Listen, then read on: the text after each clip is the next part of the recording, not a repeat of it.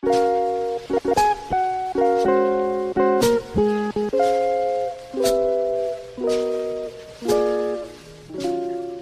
doy la bienvenida. Hoy es domingo 25 del tiempo ordinario. Estamos haciendo lecturas a partir del leccionario dominical del ciclo B. Le invito a disponer el oído, la mente, también el corazón, para proclamar el evangelio propuesto para la liturgia de este día. Le proclamo la buena noticia de nuestro Señor Jesucristo según San Marcos, capítulo 9, versículos desde el 30 hasta el 37. En aquel tiempo Jesús y sus discípulos atravesaron Galilea. No quería que nadie se enterase porque iba instruyendo a sus discípulos. Les decía: el Hijo del Hombre va a ser entregado en manos de los hombres y lo matarán. Y después de muerto, a los 3 días resucitará. Pero no entendían lo que decía y les daba miedo preguntarle. Llegaron a Cafarnaún y una vez en casa les preguntó: ¿de qué discutían por el camino? Ellos callaban, pues por el camino habían discutido quién era el más importante. Jesús se sentó, llamó a los 12 y les dijo: quien quiera ser el primero, que sea el último de todos y el servidor de todos. Y tomando un niño lo puso en medio de ellos, lo abrazó y les dijo: el que acoge a un niño como este en mi nombre, me acoge a mí, y el que me acoge a mí, no me acoge a mí, sino al que me ha enviado. Palabra del Señor.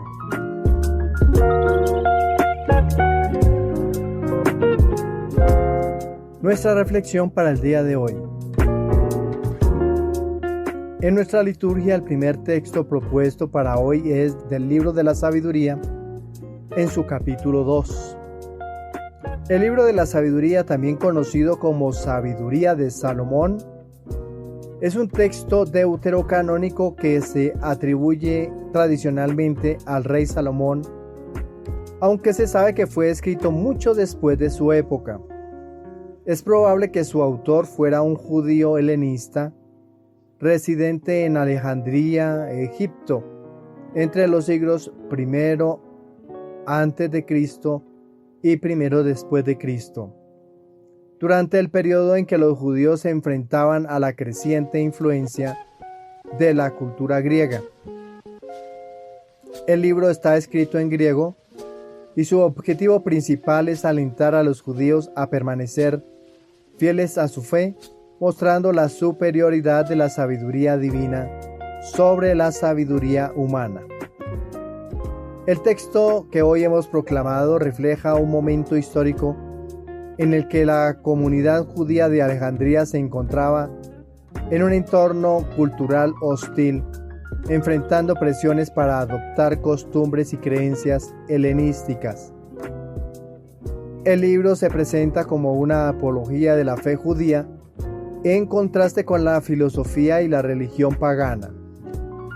A través de reflexiones sobre la sabiduría, la justicia y la inmortalidad del alma, el autor busca fortalecer la identidad religiosa y cultural de su comunidad.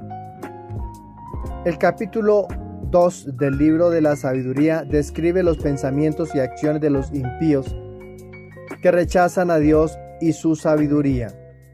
Estos versículos en particular, los que corresponden al día de hoy, presentan la conspiración de los malvados contra el justo, prefigurando la persecución de los justos y en la interpretación cristiana la pasión de Cristo. Profundicemos en sus versículos. Los versículos que hemos de reflexionar hoy son el versículo 12 y luego del 17 hasta el 20. Versículo 12. Acechemos al justo que nos resulta incómodo. Se opone a nuestro modo de actuar nos echa en cara las infracciones de la ley y nos reprende las faltas contra la educación recibida. Aquí el justo se presenta como una figura incómoda para los impíos. Su vida y palabras son un constante reproche a quienes han abandonado la ley y la rectitud. La palabra acechemos sugiere una actitud hostil y deliberada para atacar al justo, lo que implica una situación de persecución. Este versículo refleja la tensión entre el bien y el mal. Los justos que viven conforme a la voluntad de Dios son una afrenta para aquellos que viven en la oscuridad. Es una prefiguración del conflicto que sufrirán los seguidores de Dios frente a un mundo que rechaza sus principios. Versículo 17. Veamos si sus palabras son verdaderas. Examinemos lo que pasará en su tránsito. Los impíos deciden poner a prueba la fidelidad y las palabras del justo. La frase "examinemos lo que pasará en su tránsito" puede referirse a un deseo de ver cómo se comporta el justo en la adversidad o incluso en la muerte. Este versículo subraya el escepticismo de los malvados frente a la fe del justo. El justo que confía en Dios será puesto a prueba, pero su fidelidad demostrará la verdad de sus palabras. Este acto de probar al justo recuerda el relato de Job, donde su fe es probada a través del sufrimiento. Versículo 18. Pues si el justo es hijo de Dios, Él lo auxiliará y lo librará de las manos de sus enemigos. Los impíos desafían la providencia divina, retando a Dios a que intervenga en favor del justo. Esta frase denota un cinismo y una burla hacia la creencia en el auxilio divino. Aquí se cuestiona la protección de Dios hacia los suyos, como se hará más explícito en la pasión de Cristo, donde se le desafía a bajarse de la cruz si realmente es el Hijo de Dios, según lo que vemos consignado en el Evangelio de Mateo en el capítulo 27, versículos del 40 hasta el 43. Sin embargo, este texto invita a confiar en que aunque Dios permita la prueba y el sufrimiento, nunca abandona a sus fieles. Versículo 19. Los someteremos a ultrajes y tormentos para conocer su temple y probar su paciencia.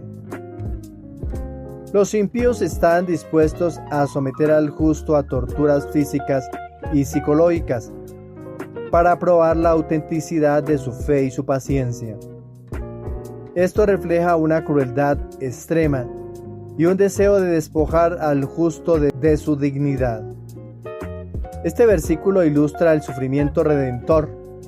Los justos, al igual que Cristo, pueden ser perseguidos y martirizados, pues su resistencia y paciencia en medio del sufrimiento son un testimonio poderoso de su fe. San Agustín comenta que la paciencia de los mártires es la mayor victoria sobre el mal. Versículo 20.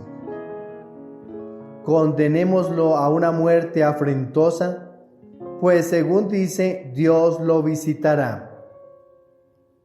Los impíos pretenden condenar al justo a una muerte humillante para ridiculizar su confianza en Dios.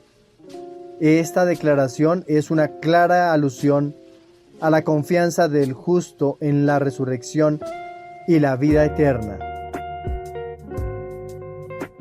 Este versículo puede interpretarse como una prefiguración de la muerte de Cristo en la cruz, donde fue condenado de forma injusta y humillante, pero su resurrección confirmó la verdad de su filiación divina. San Jerónimo señala que los justos nunca deben temer la muerte afrentosa, porque es el paso a la gloria eterna. El origen de este texto se encuentra en la necesidad de consolar y fortalecer a los justos que sufren persecución. El autor busca mostrar que, aunque el justo sea afligido y perseguido por los malvados, su fe en Dios será recompensada. Se trata de un mensaje de esperanza y de la certeza de que Dios está con los suyos, incluso en la prueba. Este pasaje, en conclusión, nos invita a meditar sobre la justicia divina y la recompensa que aguarda a aquellos que permanecen fieles a Dios en medio de las pruebas.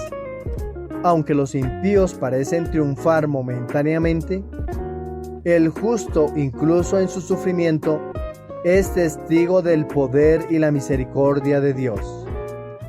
La vida cristiana nos llama a vivir según el ejemplo de Cristo, quien aceptó el sufrimiento con humildad y amor. Este pasaje nos recuerda que el llamado a seguir a Jesús implica estudiar dispuestos a enfrentar la persecución y la burla, confiando siempre en que Dios no abandona a sus hijos. Por eso hoy pidamos a Dios y a todos los santos que nos ayude a perseverar en la fe, a ser testigos valientes de la verdad y a confiar en la providencia divina incluso en las situaciones más difíciles. Que como Él dejemos todo lo que nos aparta de Dios para seguir fieles a Jesús. Amén. En el relato de la sabiduría, en su capítulo 2, versículo 12 y versículos del 17 al 20, se describe la reacción de los impíos ante la figura del justo, quien con su vida y palabras denuncia su comportamiento injusto y antirreligioso.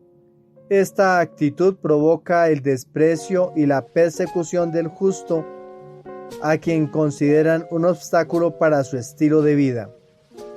El pasaje refleja cómo la presencia del justo es incómoda para los malvados que planean su destrucción. Sin embargo, el libro de la sabiduría también nos muestra la esperanza en la justicia divina, revelando finalmente la recompensa del justo y el destino de los impíos.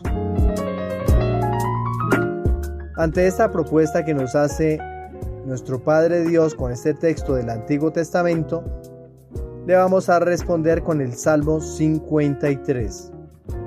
Y vamos a unirnos al sentimiento del autor sagrado diciendo: El Señor sostiene mi vida. El Salmo 53 también se clasifica como un salmo de súplica individual. Se atribuye tradicionalmente al rey David, quien lo había compuesto durante un tiempo de persecución, posiblemente durante su huida de Saúl, cuando los cifeos traicionaron su ubicación, según el relato que está consignado en el primer libro de Samuel, en el capítulo 23, versículos desde el 19 hasta el 29. Aunque no se puede determinar con certeza el contexto exacto, el contenido del salmo refleja la angustia y la desesperación del salmista frente a sus enemigos. Este texto surge de la necesidad de clamar a Dios en un momento de peligro inminente, apelando a la fidelidad y justicia divinas para obtener auxilio y liberación. Profundicemos en sus versículos. Versículos del 3 hasta el 4. Oh Dios, sálvame por tu nombre, por tu poder defiéndeme. Oh Dios, escucha mi plegaria, presta oído a las palabras de mi boca. Estos dos primeros versículos expresan un clamor urgente de auxilio. La invocación del nombre de Dios, Yahvé, simboliza toda la esencia y el poder de Dios, su presencia activa y su voluntad salvadora. Invocar el nombre de Dios es confiar en su carácter y en su promesa de proteger a los que le son fieles. El salmista apela a Dios no solo con su voz, sino con todo su ser, poniendo su confianza en el poder de Dios para salvarlo y defenderlo. En tiempos de aflicción, el creyente se dirige a Dios no solo por quien es Él, sino por lo que su nombre representa: salvación, poder y fidelidad. El salmista nos enseña que la oración es el medio para traer la realidad de su protección divina y nuestra experiencia cotidiana. Versículo 5. Porque unos extraños se alzan contra mí y unos violentos buscan mi vida. No tienen a Dios presente. El salmista describe a sus enemigos como extraños. El autor sagrado utiliza la palabra sarim para extraños y también violentos, aritzim, sugiriendo que estos no solo son personas desconocidas, sino que también son opresores sin respeto por la vida y la justicia.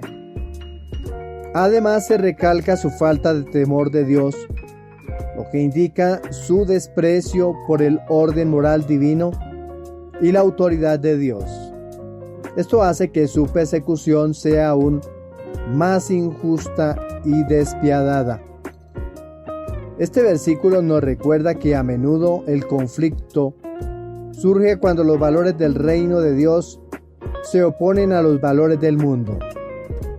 La ausencia de Dios en la vida de los perseguidores resalta la corrupción moral y la falta de compasión que caracteriza a los impíos. Versículo 6. Pero Dios es mi auxilio, el Señor es el sostén de mi vida.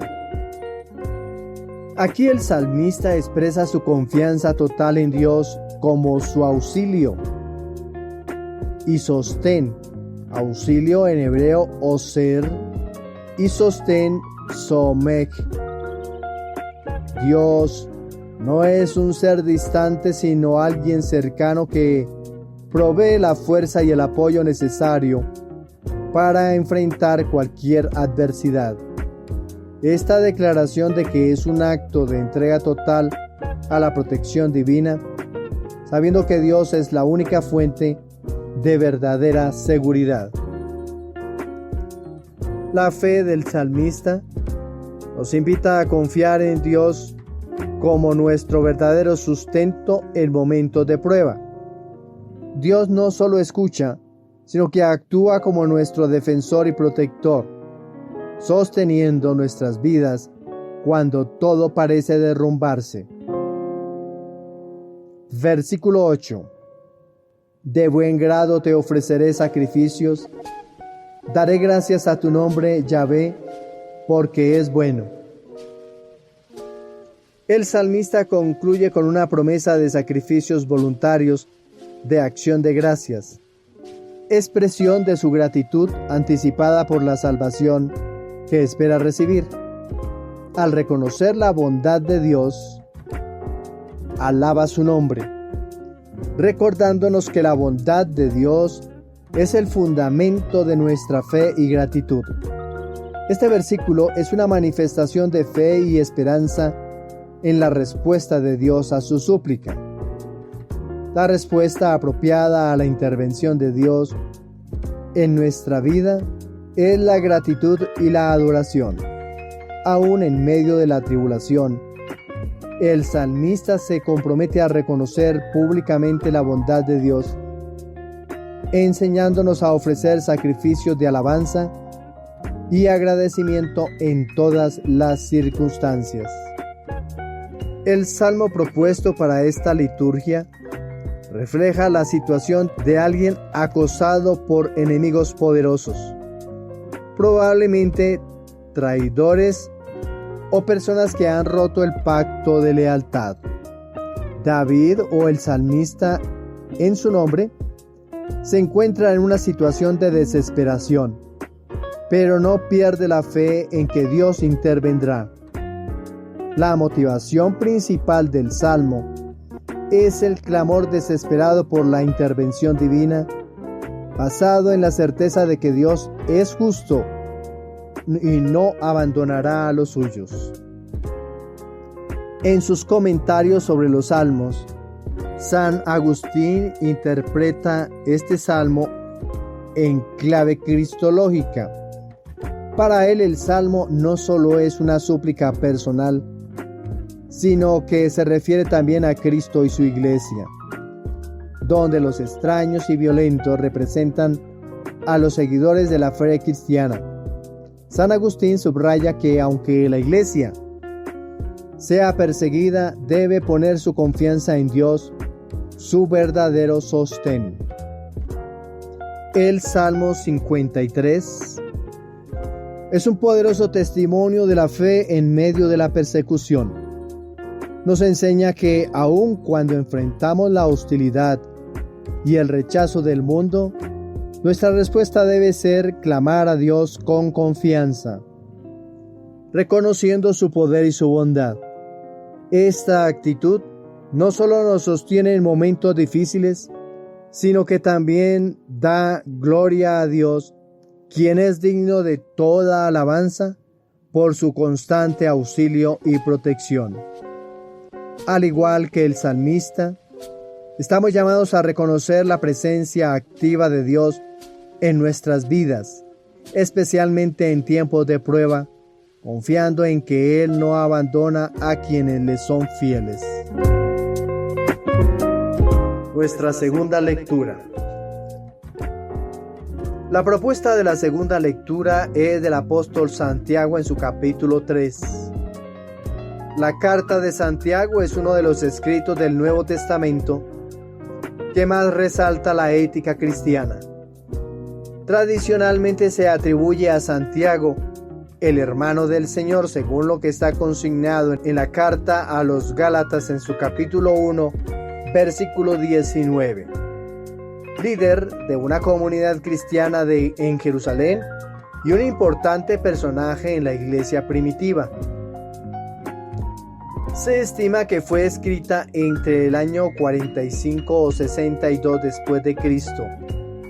Una carta dirigida a las 12 tribus de la diáspora, según lo que encontramos en el capítulo 1, versículo 1 de esta carta. Es decir, a los cristianos de origen judío dispersos fuera de Palestina. El contexto de la carta refleja un ambiente de tensiones sociales y conflictos internos dentro de las comunidades cristianas.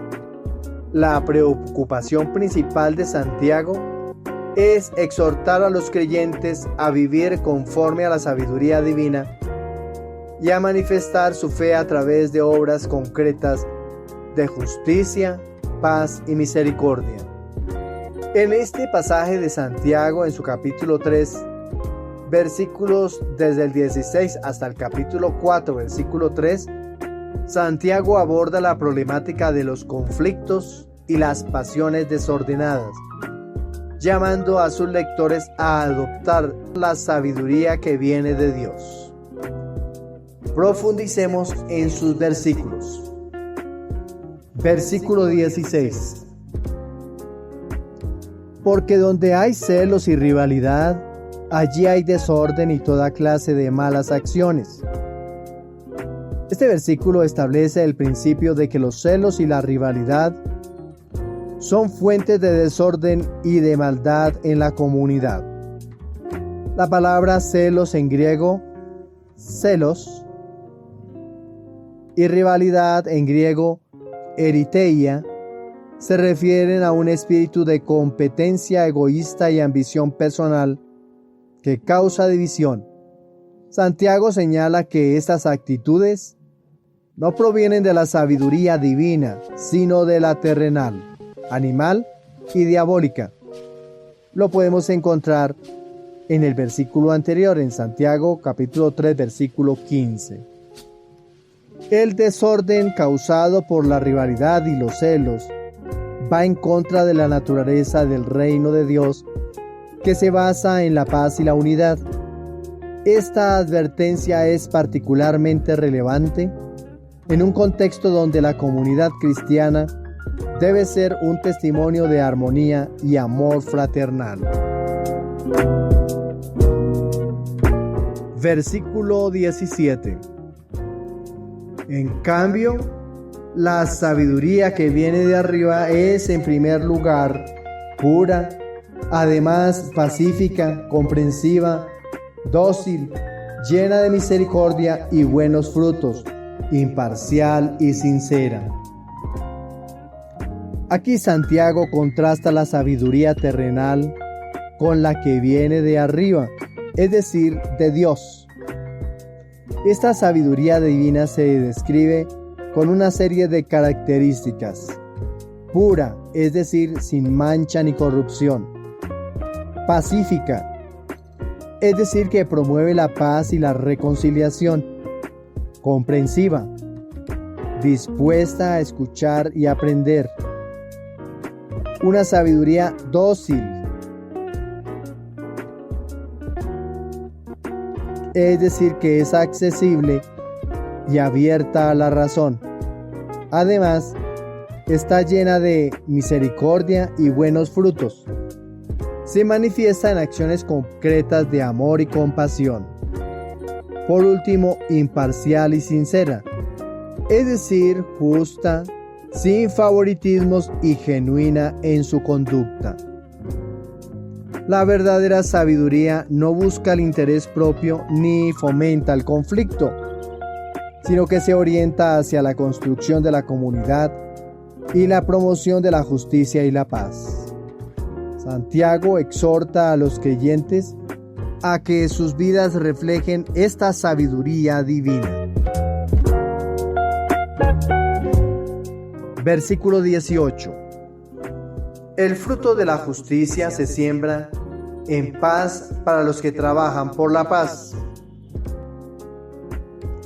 Este versículo destaca que la justicia, entendida como una vida recta y conforme a la voluntad de Dios, se logra en un ambiente de paz. Trabajar por la paz implica esforzarse activamente en crear y mantener relaciones justas y armoniosas. La paz es tanto el medio como el fruto de una vida justa. La justicia no puede separarse de la paz. No se trata simplemente de la ausencia de conflicto, sino de una paz activa que promueve el bienestar integral de la comunidad. El verdadero seguidor de Cristo es un pacificador que busca la justicia a través del amor y la reconciliación.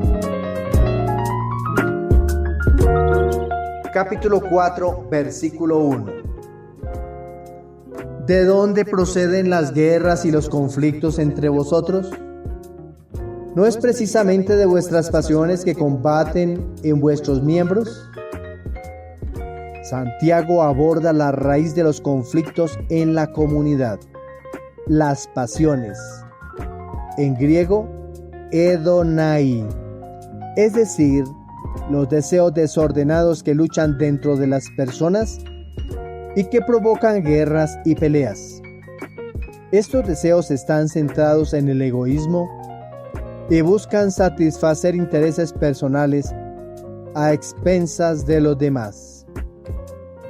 Santiago identifica las pasiones desordenadas como la fuente de los conflictos humanos. Estas pasiones son el resultado de un corazón no sometido a la voluntad de Dios, lo que lleva a una vida de lucha interna y externa. La solución es someter nuestros deseos a la sabiduría de Dios y buscar su voluntad.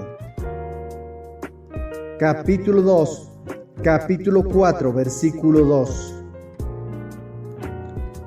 Codiciáis y no tenéis, y entonces matáis. ambicionáis y no podéis alcanzar, y entonces combatís y hacéis la guerra. No tenéis, ¿por qué no pedís? El autor utiliza un lenguaje fuerte para describir el deseo insaciable que lleva a la gente a matar y a hacer guerra. Aunque estos términos podrían no ser literales, expresan la intensidad de la violencia que los deseos descontrolados pueden generar. Santiago señala que estas personas no obtienen lo que desean porque no se lo piden a Dios, quien es la fuente de todo bien. Este versículo nos muestra que la raíz de la insatisfacción humana es buscar en lugares equivocados lo que solo Dios puede dar. En lugar de ceder a los deseos egoístas, el creyente debe presentar sus necesidades ante Dios en oración y confiar en su providencia. Capítulo 4, versículo 3. Pedís y no recibís, porque pedís mal, con la intención de malgastarlo en vuestras pasiones. Finalmente, Santiago explica que incluso cuando pedimos a Dios, a veces nuestras oraciones no son contestadas porque nuestras intenciones están equivocadas. Pedir con fines egoístas para satisfacer deseos pecaminosos no está en consonancia con la voluntad de Dios, y por ello esas peticiones no son respondidas. La oración eficaz requiere una alienación con la voluntad de Dios.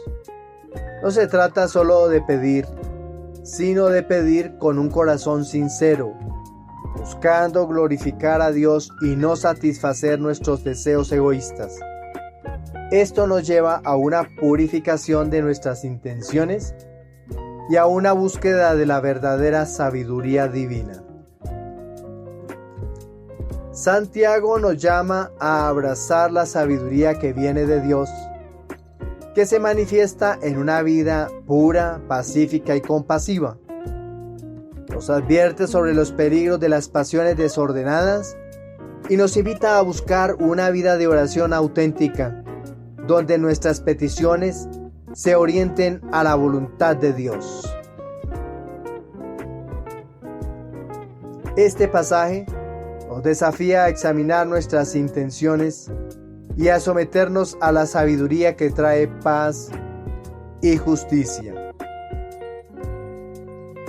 En un mundo lleno de rivalidades y conflictos, este texto es una invitación a ser pacificadores, a renunciar a la ambición egoísta y a buscar la sabiduría que transforma vidas y comunidades. Así, al abrazar la sabiduría de Dios, podemos convertirnos en verdaderos seguidores de Cristo, reflejando su paz y su amor en todo lo que hacemos. La propuesta del Evangelio. El Evangelio propuesto para esta liturgia es de San Mateo en su capítulo 9, versículos del 30 al 37. En este domingo el Evangelio nos presenta como centro la finalidad de los seguidores de Jesús. El Papa Francisco nos ofrece un firme ejemplo de ello. El discípulo de Jesús, a quien el Señor ha llamado a su iglesia, es llamado para servir con amor, sin creerse juez, sino considerándose el último de todos, quien evalúa su caminar con la mirada puesta en la cruz. Apoya a quienes aún no han logrado llegar a la meta. El más importante es aquel que se quita el manto para servir a los que pertenecen a Dios, a quienes son parte de la iglesia, y trabaja además por convertir más fieles al rebaño de Cristo. Jesús instruye a aquellos a quienes llama, preparándolos para el encuentro con el mundo, ya que la tarea evangelizadora no es fácil. está marcada por la señal del martirio. Por eso, en varias ocasiones, el Señor anuncia el fin de una era mesiánica.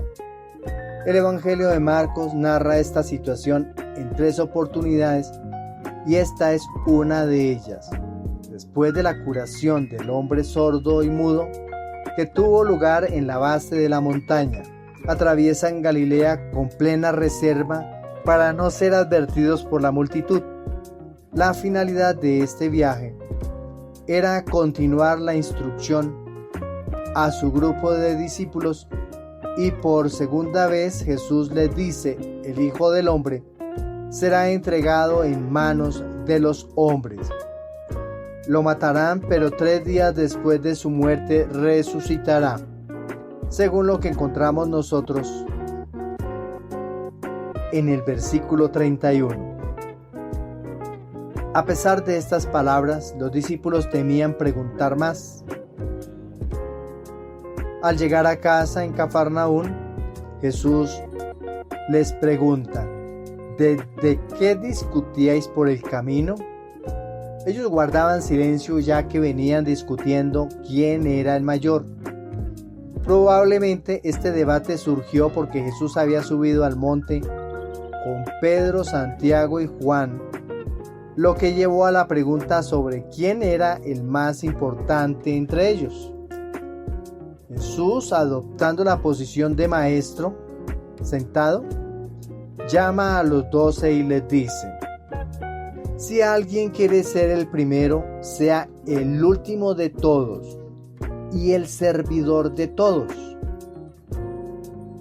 Una extracción que también encontramos en el Evangelio de San Marcos en su capítulo 9, versículo 35.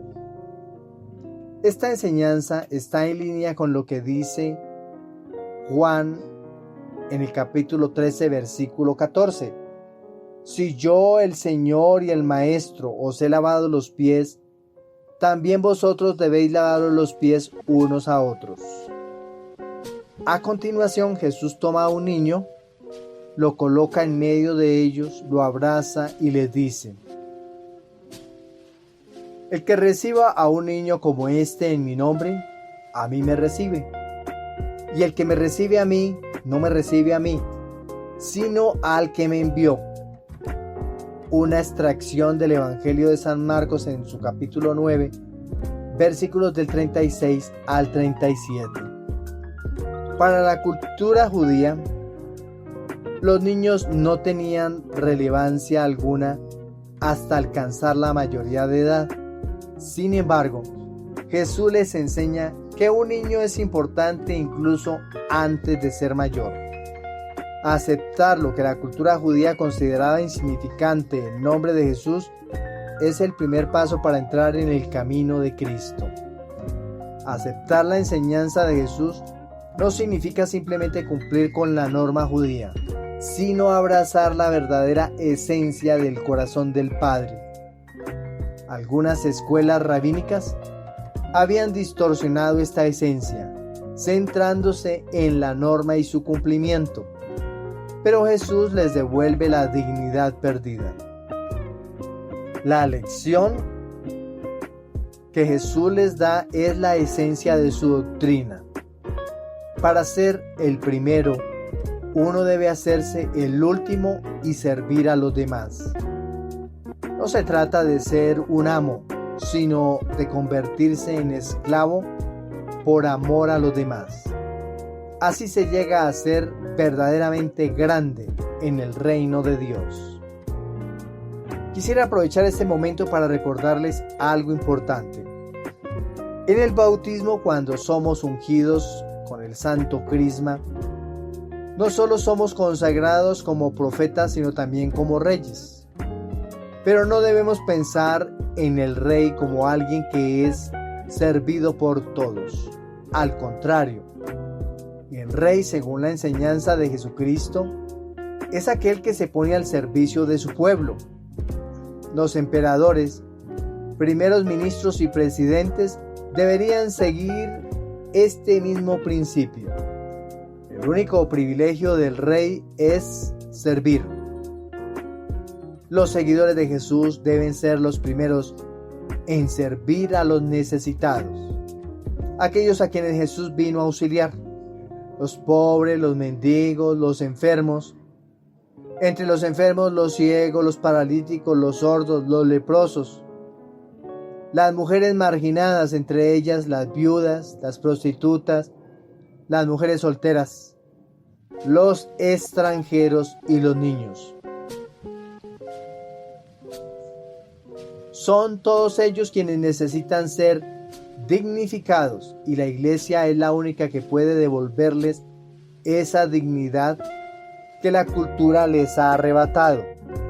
En efecto, Jesús nos enseña aquí que deberíamos buscar no aquellos que pueden hacernos favores, sino aquellos a quienes podemos ayudar nosotros mismos. Al hacer esto, nos estamos relacionando directamente con Él. Es otra manera de decir: lo que hicisteis con uno de estos mis hermanos más pequeños, a mí me lo hicisteis, según lo que dice Mateo en su capítulo 25, versículo 40. Así pues, bienvenidos entonces a la Escuela de Jesucristo, donde el llamado es servir no solo a Dios, sino también a nuestros hermanos, especialmente a los más necesitados. Si deseas llamarte servidor porque quieres ponerte al servicio de Jesucristo sirviendo a tus hermanos, eres bienvenido. Para todos un feliz día, feliz comienzo de semana. Que el Señor nos siga colmando de su alegría como también de su bendición. Felicidades.